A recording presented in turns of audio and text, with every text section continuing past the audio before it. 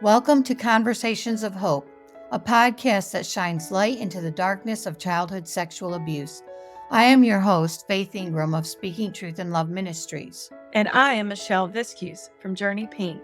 We are both survivors of childhood sexual abuse, and we're sharing our healing journey to raise awareness and provide hope and support to other survivors.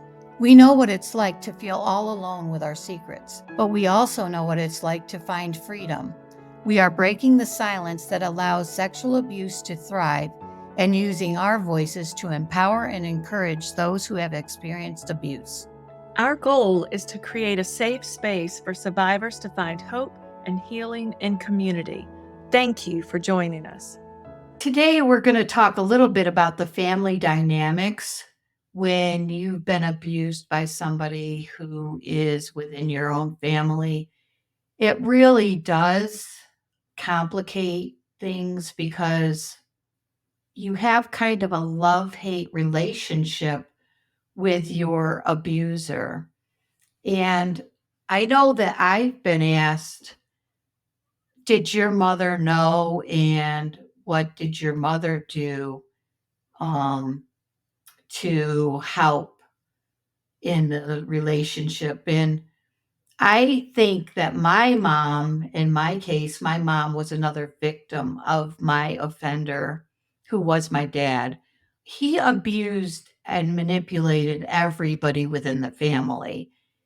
I was sexually abused and emotionally abused. I don't remember physical abuse.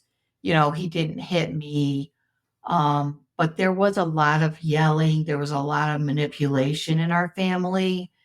And my mom was very emotionally and mentally abused. There wasn't physical abuse that I remember, but there was definitely emotional and mental abuse. And my mom worked most of the time. She was the main breadwinner because my dad was a pastor of very small churches that didn't give very much of a salary. And there were 9 of us children because I have 8 brothers. So my mom was the main breadwinner. And I I don't think that my mom knew the abuse was happening. I don't think she suspected that I was being abused. And she actually discovered my dad abusing me when I was 18. And at that point, she asked me what I wanted her to do. And I said, I just wanted it to stop. Well, I was a child, even though I'm 18, I'm still a child. And I don't know what to do. And I don't think she knew what to do. And it was at that point that the abuse did stop, but I didn't know that it had stopped. And I think she tried to keep me away from him more. My grandmother lived next door, and I would go spend nights at my grandmother's house with my grandmother for 2 reasons. One, to get me out of our house at night, and the second one was to be there for my grandmother and help her out. But a lot of people think that my mom should have known more and she should have done more. But I look at her as another victim in our household. What was your relationship with your mother, Michelle? Yeah, I get that question too, where people ask, where was your mom, or why didn't your mom know? When I told my mom for the first time, I was 40, and that's when I was, starting my healing journey. And I had gone to quite a bit of counseling, not too much, but that first year is when I told her. And I had already confronted my abuser first and then told my mom. And when I told her, I remember walking up the steps. I had no idea how she was going to respond. Did she know? Did she not know? I didn't know. And she did not know. She did not know. She said she had no idea. And, she didn't go into any detail, but she did mention that, she had been abused too. And she didn't go into any detail. And so, because then we shifted it back to, hey, this is Michelle's telling you something. Let's focus on what that is. So we didn't really go into detail there. But I think for a lot of people, it's hard to wrap your head around how could a mom not know? But to do that, to wrap your head around it, you have to realize and recognize how much energy and effort goes into abusing and keeping it a secret and making it be hidden. It's not like someone just wakes up one day and says, hey, I'm going to go abuse somebody. There's a long period of grooming. It's sometimes longer than others, sometimes it's shorter. But you're talking about someone that is making opportunities as much as possible to abuse and get away with it. And so just like it's hard to think that we don't, why don't you remember everything? Or why don't you, have all of the memories chronologically in order, like watching a movie? Because it is complicated. And the amount of manipulation that goes into abusing starts with the people around the victim. Doesn't even really start with the victim. And that's where we miss it sometimes. And so, for example, I was a busy child. I was active. I did a lot of things. But that was because it kept me out of the house. As long as I was on the ball field, pretty safe. As long as I was at school, as long as I worked 3 jobs. So that was one of the reasons I took piano, I went to church, I did all these things, because as long as I was doing something, that wasn't happening. But like you said, my mom worked, and she worked a lot. He was the breadwinner, but she worked quite a bit. And so she wasn't always home. And if anything, we all knew when she wasn't going to be at home. And so, but she had no reason necessarily to suspect that. I mean, I fully believe her that she didn't know.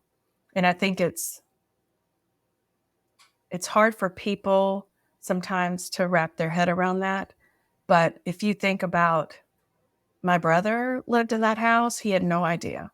No idea. It was a complete shock to him. So the key for an abuser to abuse is to isolate the victim. That's the key. They're not going to do it in the middle of, the front yard where everybody can see them. They're going to isolate the victim. And as long as they can do that, they can do it in secrecy. And others won't know. And so the victim has to keep a secret. And you think, well, why didn't you just tell your mom? I couldn't. There was so much fear in telling that secret. There were so many things that were going to happen and that were going to be bad if I ever told. And I think when you think about the family and family dynamics and how abuse a lot of times can be generational, and it happens throughout the generations, I think it is because we keep the secrets. And we feel like we have to. We don't feel like it's safe to say it. Right. And I have 8 brothers, and I'm kind of in the middle. I have 5 older brothers and then 3 younger brothers. And so part of the time when I was growing up, my older brothers were living at home and my younger brothers were really young. And then part of the time, that I was being abused, some of my older brothers had already moved out, and my younger brothers that were still living in the home. And they didn't know either, um, because they were surviving. My dad would emotionally abuse um, my brothers. And I think, like you said, the offender grooms the gatekeepers and he grooms the victims. And isolation, you think, well, you have 9 children. How can you isolate one from the others? Well, I was easier to isolate than my brothers because they shared rooms. I had my own room. They did things together, and I often had my different activities that I did that were separate from my brothers. So just because you live in the same household, it doesn't mean that you know everything that goes on with everybody. I'm sure there are things that happen to my brothers that I'm totally unaware of. What they went through as children. I mean, I'm aware of some of the things that happened to them and that we did together, but I don't know everything that they went through. So it is easy for an offender to get away with abusing one child and not abusing the other's children in the same way, and the other children not suspecting. Um, they're very skilled manipulators, and we have to realize that um, that most of the time the other spouse is a victim as well, and they've been emotionally abused or mentally abused or manipulated to some extent. So it is complicated. It's not an easy issue when abuse happens within a family. And that's so often the case that the abuser and the victim are both in the same family unit. And that creates quite a lot of issues for the victim because they love their family Mhm. and they usually love their home where they're living. And in some cases, I'm sure they would like to get out of their home, but it's not like the offender is a monster every single day, every minute, because he does, my offender anyway, acted like a normal dad, bought you ice cream, did fun things with you, but it's the times in between. So that creates more confusion for the victim because they love their offender, but they hate what he's doing. And that's why abuse is such a complex issue. And it's not one easy answer to overcome it. Right. Right. And just like I talked about a little bit about how I would do whatever it took to be busy, to be out of the house, I participated in things every day that I could. So I loved being busy, but there's a reason I loved being busy. And it was exhausting because when I wasn't busy and I was having to figure out what I needed to do to avoid something happening. So think about all of the energy that goes into that. And then think about, as I mentioned before, the energy and effort that goes into creating an environment where abuse can occur and the manipulation that takes place. The fact that the abuser has convinced everyone in the home, outside of the home, that they're good and they're charming and they're kind and they're gentle and they're nice. And so that's what everyone sees. And you've seen it too. because like she said, they're not always a monster. There are times when they're good and they're nice and you love them. But then there's this one piece that no one sees, that no one knows about, and you've seen it and you can't tell it. So what are you going to do with it? You hide it. You stuff it. And then when you go out and you're around everyone else, the thought that comes to mind is no one's ever going to believe me. They will never believe me. They'll never believe me. And that thought just keeps getting reinforced and reinforced and reinforced. And so you stay quiet. You don't say anything. It's not that you don't want it to stop. You wish it would. You wish it never happened. You hate it, but you feel helpless. And it's not that I don't think my mom would have done something had I said something. It's that there was so much fear instilled in me to not say something because many, many, many bad things would happen and it was going to be all of my fault. And so I didn't say anything. And when I finally did say something to her when I was 40, she believed me and she supported me and she's done everything she can to understand and to learn more about like the dynamics of abuse and how it happens and what happens. And if I'm speaking, she comes. So she's had to be in the audience when those questions come up. And I know it's hard for her, but she keeps showing up. And so I respect that. And I appreciate that. I appreciate her support. Now, did your offender tell you if you tell anybody, they won't believe you?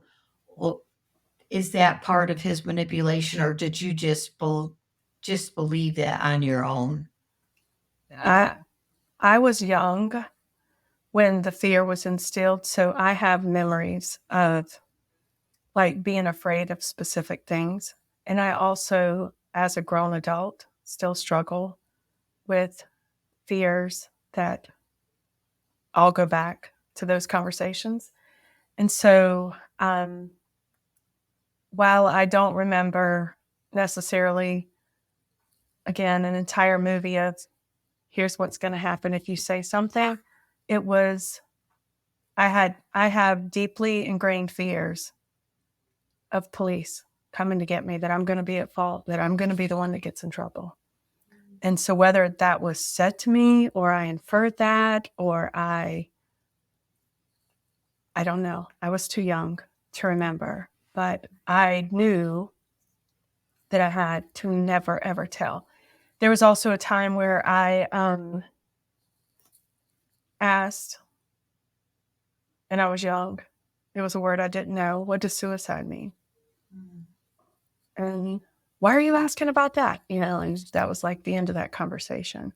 But that was another fear of mine, that if I said something, I was going to lose people that meant a lot to me, and that I was going to destroy everything. So it's not that I necessarily remember an entire dialogue. It's bits and pieces. And the memories that I have from that are from when I was young. Right. Very young. Like that house would have been young. Yeah. So, yeah. So it is, we can't assume that because a mother lives in the household that she's aware of the abuse that's taking place there. Abusers are very skilled at keeping their secrets and making sure that they aren't found out and making sure that their victims don't tell. And it's a complex issue, and we can't assume that everybody in the family knew the abuse was going on and they stood by and did nothing, because that isn't the case. it can be, but it's definitely not always Right. the case. I mean, No. we've heard stories of people that say their mom knew and didn't do anything, or what that does happen. It does. But it doesn't mean that that's always the case. And again, even in a situation like that, there's probably a lot of trauma that's happening Yeah. or has Yeah. happened already. Right. But back to the fears, like I was at a Starbucks and I was standing in line and there was a police officer beside me. And when I turned and noticed that there was a police officer beside me, and this was when I was in counseling, but I had a full panic attack right there for no reason and left, didn't order, didn't do it, just left.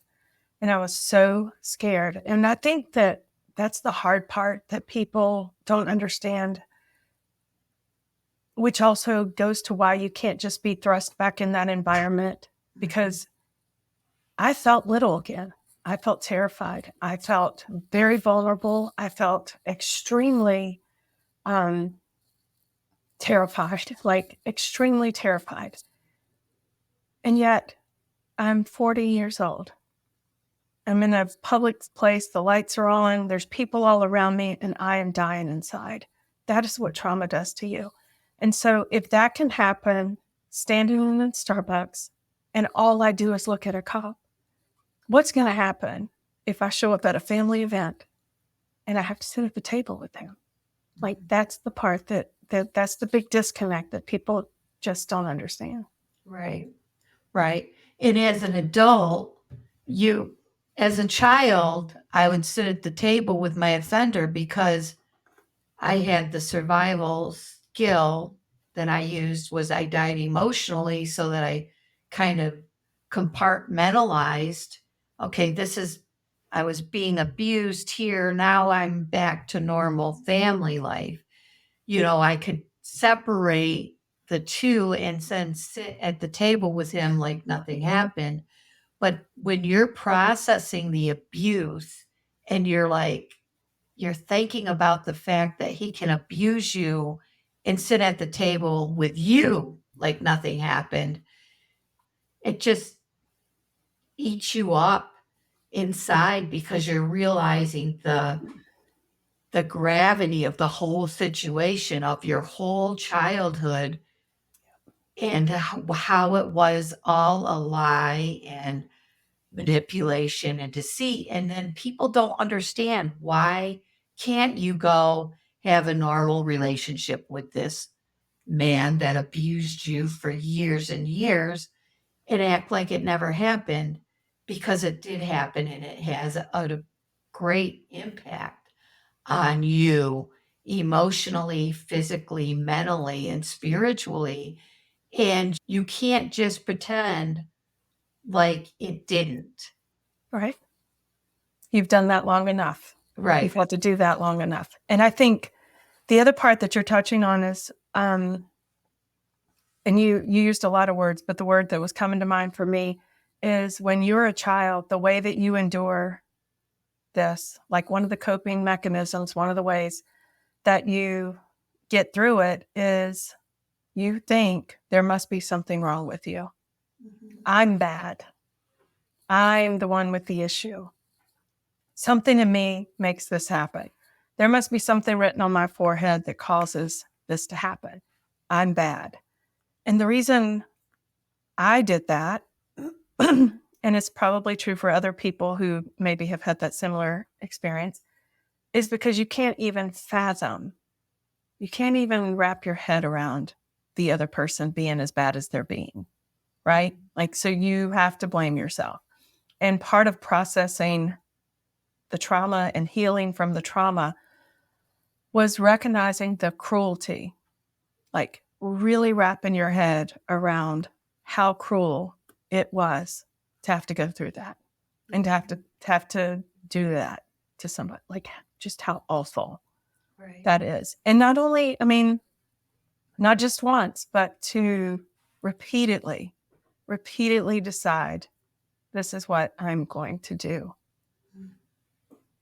to the person that I should protect, care for, and love. This is what I'm going to do. And these conversations, I know this is heavy and I know it's hard. It's heavy for me right now to talk about it, but that's why it's so important, because people don't understand the depth of the trauma and the depth of the pain and the depth of the healing that's possible. But to get there, sometimes we have to see and process the reality and see it for what it is, as hard as that is. And on a light note, you mentioned the table, the kitchen table, like being a safe place. And I mean, for me, part of that coping was I love to eat. And as long as I was at the table, I was safe. That was home base. That was safe base to me. And there was also food. And so it was win-win. But one of the things that I have come to understand in the last few years is how important, even today, I want all my kids at the table. We don't eat in the living room, like by TV dinners. We're at the table. There's nothing that brings me more joy than to be sitting at a kitchen table with my family, because that is the beautiful image to me of safety. And it's one that I carried for a long time because that was safe. That was a safe place to be at the kitchen table.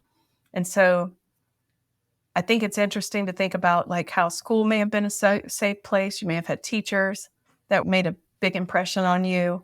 But to also, as awful as the awful was, God brought in these glimmers of light and these places of safety and these people who were kind and compassionate. And those you have to remember too. As you're balancing the hard, remember the good. Right. And I think too, we were talking about family dynamics, and all of my brothers, I have 8 brothers, and they were very respectful of me when I was growing up. I was the only girl, but they just were very kind and respectful to me, which I am very thankful for, because when I did start dating, if I dated somebody who was disrespectful, I recognized it right away, and I wouldn't date them again. And I knew what it was like to be shown respect. And I think that my brothers doing that actually gave me, even though my self esteem was very, very, very low, it did help me to realize that I, as a person, deserve to be treated with respect. And so when I dated, I expected that I would be treated with respect, and I would respect other people in the same manner. So I think that's important too. You do have the other family dynamics, people that were kind, people that did care. Right. Yeah. I think about like my grandpa taking me to church and my great grandmother taking me to church with her, and just being, a safe place, but also a safe person and a person that pointed me to hope.